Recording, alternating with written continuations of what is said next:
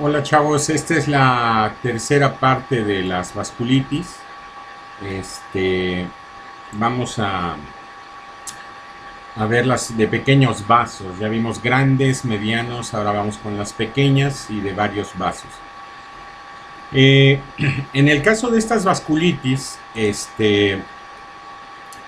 vamos a repasar un poquito. Tal vez esta tercera parte tengan en cuenta que están hechas por distintos médicos y utilizan distintos métodos para didácticos. A mí se me hizo un poquito más explicativa esta parte. Aquí está el esquema con arterias de grande y mediano calibre, temporal Takayasu, arterias pequeñas, arteriolas, capilares, vénulas y venas. O sea, este es el lecho vascular, ¿de acuerdo? Aquí está la vasculitis leucocitoclástica, la púrpura de Henoch, la crioglobulinemia o vasculitis crioglobulinémica, la poliangitis microscópica, que ya la vimos, la granulomatosa antes Wegener, la granulomatosa con eosinofilia o JEPA antes Chur-Strauss y la panarteritis nodosa. Entonces nos vamos a abocar ahorita a las de pequeño calibre, que generalmente se manifiestan por una púrpura palpable entre las manifestaciones cutáneas y también nódulos. Ahí está el capilar, la vénula y la arteriola como los principales protagonistas de estas. En la clasificación, aquí está la enfermedad por antimembrana basal glomerular, la crioglobulinémica, la de Henoch, la urticaria vasculitis hipocomplementémica o vasculitis urticariana hipocomplementémica, complementémica, y la enfermedad de Behçet, así se dice, Behçet. Están aquí descritos. La de Behçet, ya lo veremos, también afecta algunas vénulas o venas, y cada una de ellas puede afectar no solamente a pequeño, algunas veces se van a mediano calibre, y bueno, pueden ser distintos los orígenes. Ahí están las de pequeño calibre relacionadas con complejos inmunes, membrana basal glomerular, vasculitis crioglobulinémica, púrpura de Henoch y de varios calibres. La epidemiología de la membrana basal es que es muy rara, 0.1 casos por millón de habitantes, mucho más frecuente en población caucásica y algo más en hombres que en mujeres, muy poca diferencia. Hombres entre 18 y 35 años, mucho menos compromiso pulmonar en pacientes mayores de 60 años. La incidencia tiene un pico en primavera y al inicio del verano. Hay tóxicos en la enfermedad antimembrana basal, como el tabaco, algunos alergenos, hidrocarburos disolventes en sujetos que están predispuestos genéticamente. Los complejos inmunes antígeno-anticuerpos se depositan en la membrana basal y afectan a los capilares glomerulares y a los pulmonares y o pulmonares. Ojo, los anticuerpos se unen al dominio no colágeno de la cadena alfa 3 de la colágena tipo 4, que es el mayor tipo de colágena en la membrana basal del glomérulo y del pulmón. Por lo tanto, se activa la cascada del complemento mediante el C1Q, C1R, C1S y C9, el factor B, el factor D y las properdinas renales, cosa que vimos también en las otras vasculitis, en las de mediano calibre. Aumenta la permeabilidad vascular, ya sea renal o pulmonar, con daño de estos órganos, y se produce una glomerulonefritis proliferativa focal y o hemorragia alveolar. O sea que también puede ser causa, ojo, de síndrome de pulmón-riñón. Ahí está, síntomas renales, síntomas pulmonares. Observen cómo a nivel renal hay hematuria, proteinuria, hipertensión arterial, oliguria o edema. Y a nivel pulmonar, hemoptisis, disnea, fatiga, tos, anemia y fiebre. La anemia puede ser por la hemorragia pulmonar aguda. 60 a 80% de los casos de riñón y pulmón, o sea, enfermedad de pulmón y riñón, cuando ocurre esto se llama enfermedad de Goodpasture, o sea, la enfermedad o síndrome de antimembrana basal glomerular afectando ambos órganos, se llama enfermedad de Goodpasture. En menos del 10% solamente se afecta al riñón, del 20 al 40% solo se afecta al riñón. La mortalidad es elevada a los 6 meses, 80%, 50% por hemorragia, pulmonar y 50 por afectación renal severa. ¿Cuáles son los métodos diagnósticos? Reactantes de fase aguda, BCG elevada, anticuerpos, así se solicitan, contra la membrana basal glomerular en suero, y alteraciones órgano-específicas, niveles de creatinina marcan el pronóstico. También se puede hacer una biopsia renal o pulmonar que demuestran glomerulonefritis proliferativa focal en el caso del riñón, o hemorragia pulmonar con capilaritis aguda en el caso del pulmón. ¿Hay anticuerpos antimembrana basal en el tejido? Sí. Se hace por estudio de inmunofluorescencia directa, depósitos lineales de inmunoglobulina IgG en la membrana basal. La radiografía de tórax muestra infiltrados pulmonares basales difusos de predominio en el centro de los pulmones, que son simétricos. La TACA, o alta resolución, tomografía computada alta resolución, nos proporciona mayor definición de las imágenes, y las pruebas de función respiratoria, espirometría, muestran un aumento en un secuestro del CO2. El lupus eritematoso sistémico está dentro de los diagnósticos diferenciales porque puede presentar hemorragia pulmonar más glomerulonefritis, síndrome de pulmón-riñón, como se los había dicho antes. Otro diagnóstico diferencial es lo que llamábamos Wegener, granulomatosis con poliangitis, síndrome de Schollen-Genot o Genot-Schollen, panarteritis o poliarteritis nodosa, crioglobulinemia o hemosiderosis pulmonar idiopática. El tratamiento en el cuadro agudo es, en algunos casos, intubar a los pacientes, plasmaféresis, más esteroides, más ciclofosfamida, el anti-CD20, del cual hablamos en capítulos previos o en charlas previas, el rituximab, y en estos casos vigilar la presencia de infecciones intercurrentes o concurrentes, ya que se puede requerir de inmunoglobulina intravenosa. Cuando el tratamiento es crónico, y esto hace que se negativicen los antimembrana basal, esteroides a disminución para conseguir la menor dosis posible, ciclofosfamida, recuerden, no tenemos oral, nosotros lo hacemos con ciclofosfamida intravenosa, que ahorita está escaseando también, pero bueno, está la satioprina y el ácido micofenólico en casos de insuficiencia renal, diálisis, hemodiálisis, y son pacientes candidatos a trasplante renal, ya no es una contraindicación. Vamos a ver a la crioglobulinemia o vasculitis crioglobulinémica, perdón, ya parezco funcionario de gobierno. Se caracteriza por la presencia en el suero de una o más proteínas que se precipitan a temperaturas menores de 37 grados centígrados y se disuelven de nuevo al calentarlo. Esto define a las crioglobulinas. La vasculitis crioglobulinémica contempla la presencia de estas crioglobulinas con afectación de vasos de mediano y pequeño calibre en forma de vasculitis por depósito de complejos inmunes. Hay sujetos asintomáticos con crioglobulinas, sí, son portadores, o cuadros de vasculitis crioglobulinémica sin lograr detectar a las crioglobulinas en suero. No son suficientes cuando se buscan en el suero en cantidad como para detectarlas en la prueba.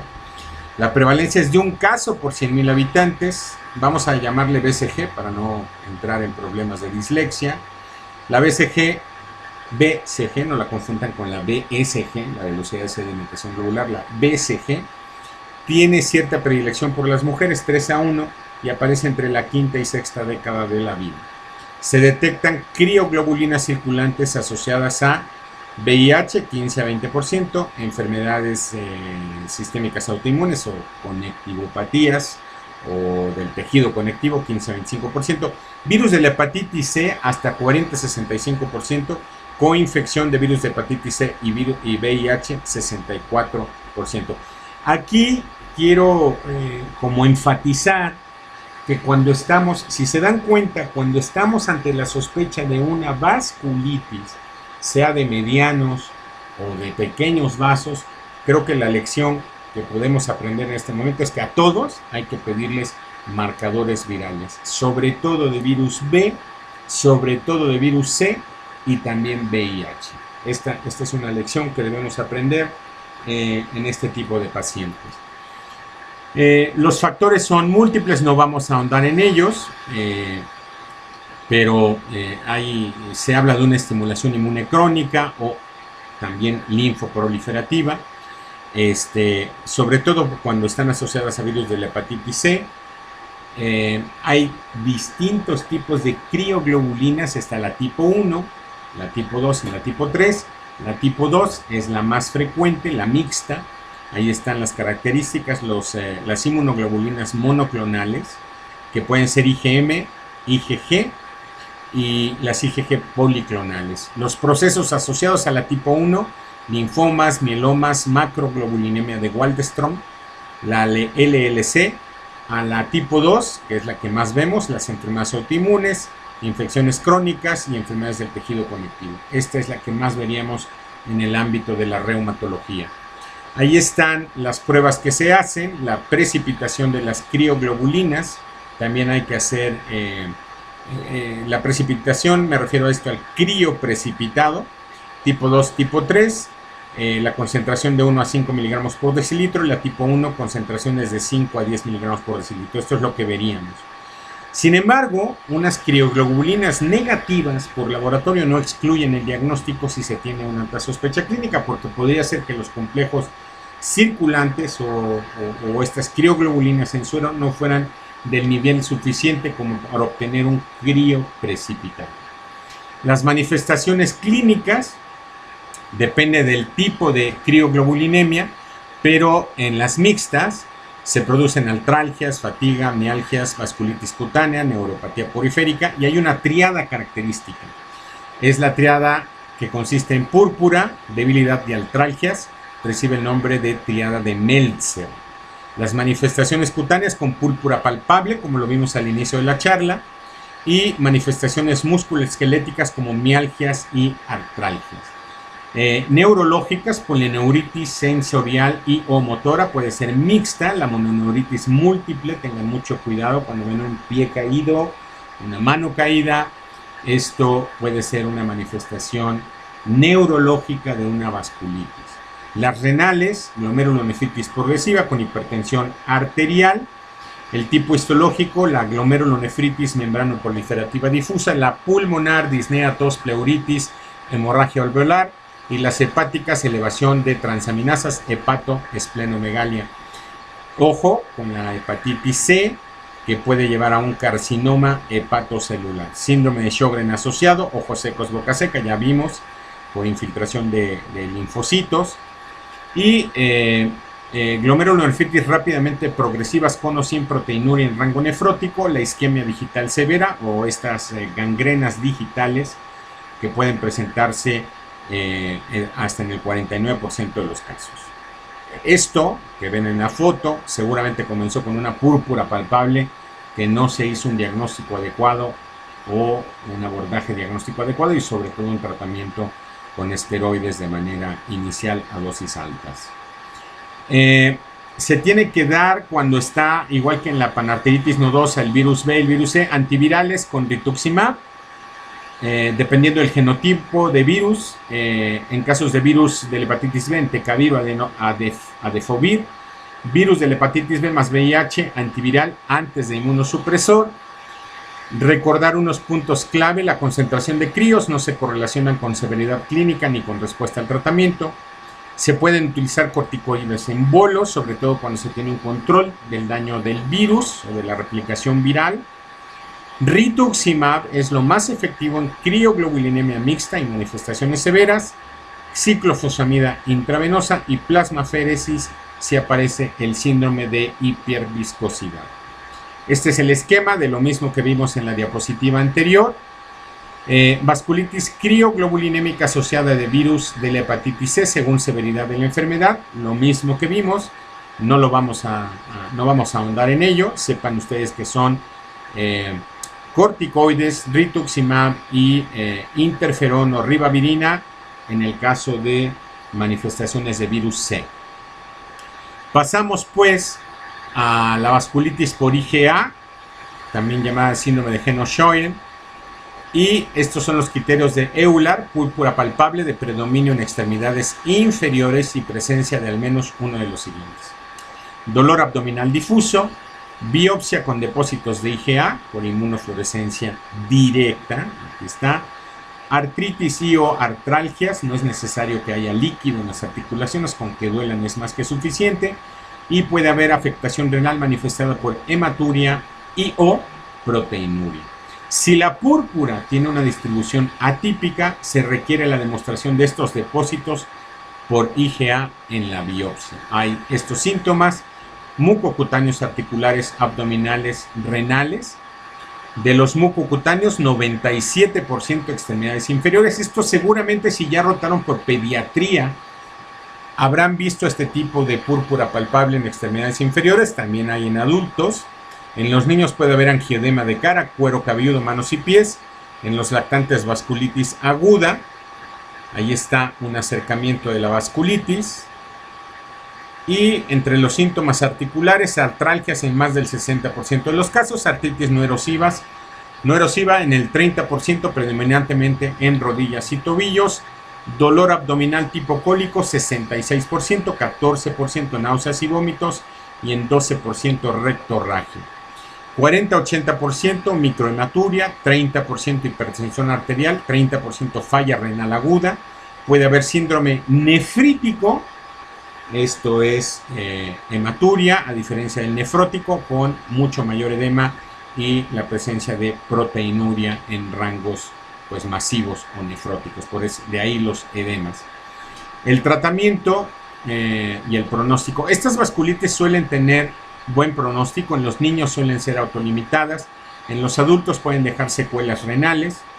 Si esto es leve o moderado, se puede requerir de solamente reposo, antiinflamatorios, analgésicos, eliminar si hay un factor desencadenante, esteroides rara vez, evitar los antiinflamatorios no esteroideos si hay daño renal o digestivo, esteroides con inhibidores de la enzima convertidora de angiotensina en dosis bajas, tener cuidado porque los esteroides también pueden elevar la presión arterial. Y se usa el micofenolato, la azatioprina o la ciclosporina con ciclofosfamida. Si hay refractariedad a esteroides o contraindicación para usar esteroides, se pueden utilizar inmunoglobulinas intravenosas. Está la vasculitis urticariana hipocomplementémica, es muy rara, solamente sepan que existe. Alrededor de la cuarta década de la vida, 7 mujeres por cada 3 hombres. Del 5 al 20% de pacientes o de personas con urticaria crónica pueden presentar esta vasculitis urticariana. Se activa la vía clásica del complemento que genera C3A y C5A como si fuera una reacción alérgica, por eso se da en los pacientes con urticaria crónica. Hay criterios diagnósticos que son mayores y menores. Uno es urticaria en lesiones cutáneas, comezón, prurito, hipocomplementemia sérica, y los criterios menores son venulitis dérmica en la biopsia, artritis o artralgias, uveitis o epiescleritis o conjuntivitis, glomerulonefritis, dolor abdominal recurrente y anticuerpos anti-C1Q asociados con niveles reducidos de C1. El 100% de las manifestaciones cutáneas son placas de urticaria de vasculitis en cualquier parte del organismo, de 24 a 72 horas de duración, dolorosas, pruriginosas con sensación de quemazón. Las artritis o las artralgias, muy parecido a las vasculitis previas, 50% de los casos se puede demostrar sinovitis y una artropatía que llamamos de Yakut. Recuerden, en el lupus vimos artropatía de Yakut, esta artropatía reductible, que en este caso se puede asociar con afectación o daño valvular cardíaco. Síntomas oculares, desde epiescleritis, uveitis a conjuntivitis, renales, ya lo vimos, glomerulonefritis, daño túbulo intersticial, nefritis, que en ocasiones llegan al fallo renal o a la insuficiencia renal crónica. Solamente el 19% con daño pulmonar, y esto se manifiesta por una EPOC, una pleuritis asmática, derrame pleural, y en el caso de los síntomas gastrointestinales, 18% con dolor abdominal, hepatoesplenomegalia también han sido referidas. Aquí están las placas de vasculitis urticariana, dolorosas, pruriginosas, con sensación de ardor o quemazón. se pueden resolver sin dejar señal o secuela o dejar una púrpura residual o hiperpigmentación hasta en el 35% de los casos. ¿Qué pediremos? Velocidad de segmentación globular, C1Q sérico, C3-C4, anticuerpos antinucleares, serología para virus B, virus C, virus del Epstein-Barr, yo sugeriría VIH también, y una biopsia cutánea, en la que nos pueden referir simplemente vasculitis leucocitoclástica, pero si no hacemos o si no solicitamos inmunofluorescencia directa, nos podríamos perder de estos depósitos que son tan característicos de las vasculitis, sobre todo de las vasculitis de pequeños vasos. Diagnósticos diferenciales: lupus, síndrome de Sjögren, deficiencias hereditarias del complemento, enfermedades autoinflamatorias, enfermedad de Cogan, que también se acompaña de daño auditivo, crioglobulinemia, medicamentos, infecciones, neoplasias y enfermedad del suero. Hay otros diagnósticos diferenciales, simplemente sepan que existen ahí, sobre todo en vasculitis de pequeños vasos. El tratamiento es con esteroides, dapsona o colchicina o hidroxicloroquina. Les va muy bien a estos pacientes. En formas severas el micofenonato, el micofenolato o ácido micofenólico, metotrexato, azatioprina, y en casos muy severos o no respondedores, rituximab, anakinra, canakinumab y omalizumab. Algunos de estos medicamentos no los tenemos en México. En el caso de la vasculitis, esta es la vasculitis de la enfermedad de Behçet. La ponen aquí como vasos de varios calibres, ya lo veremos por qué. Todos los tipos y tamaños de vasos sanguíneos. No es uniforme, aunque es mucho más frecuente la distribución en Medio y Lejano Oriente. En España 5 por 100.000 habitantes, en América poco frecuente y afecta más a varones de Oriente Medio y a mujeres en Japón. También es en el Behçet. Hulusi Behçet era un dermatólogo turco, también en Turquía hay mucha vasculitis o enfermedad de Behçet. Y el patrón en general es una vasculitis neutrofílica con un infiltrado neutrofílico. Antígenos de histocompatibilidad asociados, HLA B51, sobre todo en la forma sistémica. Síntomas mucocutáneos. Aquí pongan mucha atención. Las úlceras o aftas orales, residuantes y dolorosas, 100% de los casos curan sin cicatriz, son intercurrentes. También puede haber genitales, mucho más sintomáticas en el varón que en la mujer. Las lesiones cutáneas con paniculitis tipo eritema nudoso, pseudofoliculitis, púrpura o lesiones acneiformes. Ahí está el eritema nudoso, las úlceras típicas del Behçet, ahí están las úlceras genitales. Puede haber artritis o artralgias de manera asimétrica, como oligoartritis de miembros inferiores, uveitis hasta en el 50 a 75% de los casos.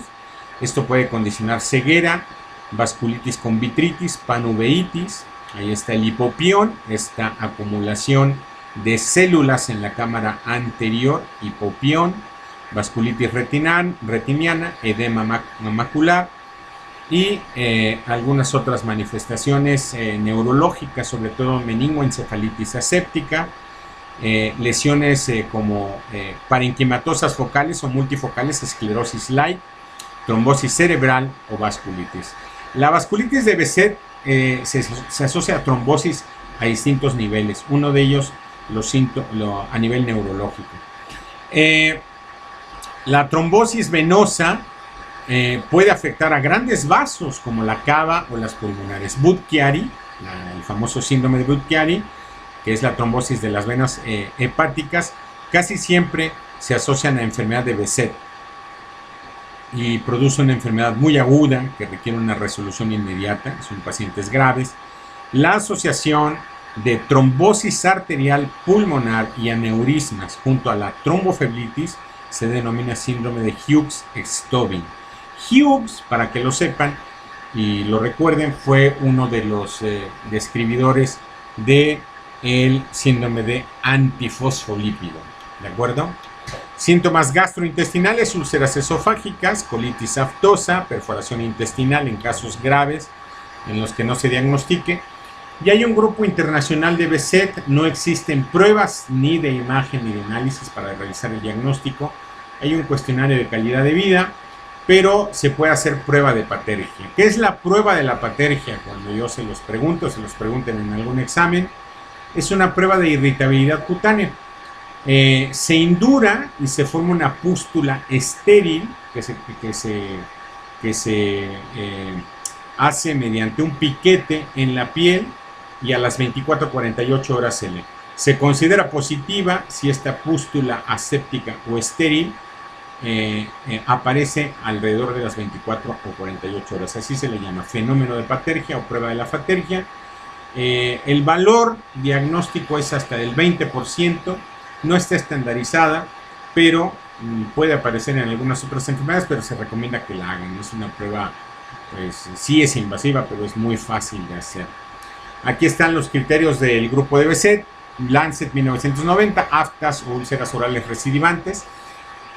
Aftas menores, mayores o herpetiformes observadas por el médico del paciente que se repitan al menos 3 veces en un periodo de 12 meses.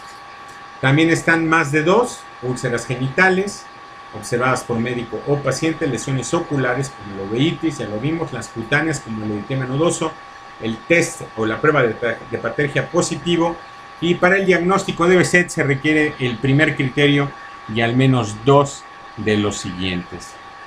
Que mencionaban en la diapositiva previa. Los factores de mal pronóstico: brotes de actividad recurrentes, alteraciones cerebrales o vasculares, aunque son ya como cronicidad de la enfermedad. 25% pueden tener un curso grave. Factores de mal pronóstico: menores de 40 años, ser varones, ser caucásicos, estar asociadas a B51 y a B51-101. El tratamiento, no hay tratamiento etiológico porque muchas manifestaciones pueden autorremitir, pero se recomienda prednisona 1 miligramo por kilo de peso, diclofenolato o azatioprina. Yo prefiero la azatioprina a largo plazo, metotrexato también se puede usar. En casos de uveitis, ciclosporina A. En aftas refractarias, talidomida. En casos de colitis aftosa, salazopirina, el famoso Salofalc, mesalazina y talidomida. ¿Qué se ha hecho en cuanto a terapia biológica en Behçet anti-TNF? Son casos anecdóticos. El interferón alfa en formas secundarias, en formas mucocutáneas severas, apremilast, tratamiento con antirreceptores interleucina 6, interleucina R1, tocilizumab y anakinra, y antiinterleucina 12, interleucina 23 como ustekinumab. Generalmente es muy rara la enfermedad en nuestro medio. Casi todos los pacientes que yo tengo están utilizando azatioprina, dosis bajas de esteroides, y colchicina, que también sirve para prevenir los brotes de aftas. Ahí está, de acuerdo a la clínica, si son úlceras, artritis, afectación ocular, neurológica, arterial, trombosis o intestinal, los tratamientos. No vamos a ahondar en ellos, sepan que existen.